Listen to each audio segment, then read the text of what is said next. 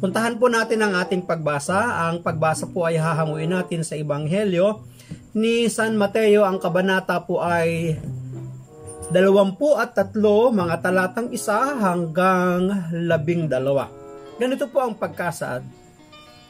Pagkatapos ay sinabi ni Jesus sa mga tao at sa kanyang mga alagad, ang mga tagapagturo ng kautusan at ang mga Pariseo ang kinikilalang tagapagpaliwanag ng kautusan ni Moises.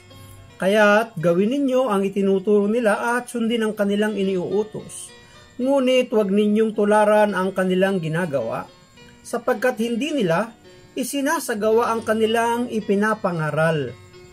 Nagpapataw sila ng mabibigat na pasanin sa mga tao, ngunit ni daliri ay ayaw nilang igalaw upang tumulong sa pagpasan ng mga iyon.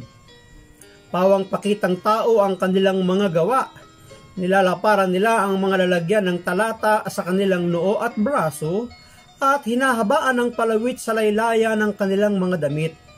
Ang nais nila ay ang mga upuang pandangal sa mga handaan, ang mga pangunahing upuan sa sinagoga.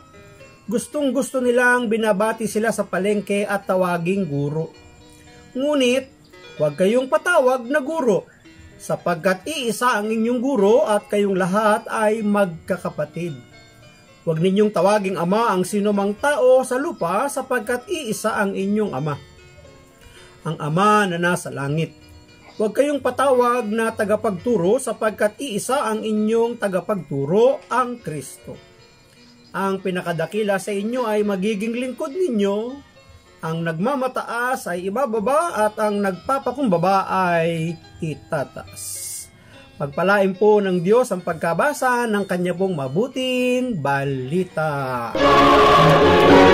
Pinupuri ka namin, Panginoong Hesu Kristo. I've got some burst banana. Maraming salamat sa inyong panunood at kung kayo naman ay napagpala, huwag niyong kalimutan na mag-like and share, mag-subscribe na din at kalimbangin ang bell icon na inyong makikita sa ibaba ng video upang kayo palaging updated sa aking mga video kapag ako ay may bagong upload. Maraming salamat, God bless, and I love you with the love of the Lord. Bye-bye! One from Johnny, in case he passes by this way. And can you pass this on to Minnie, so she knows where we're at? And you better send me your address so that I can send your letters back.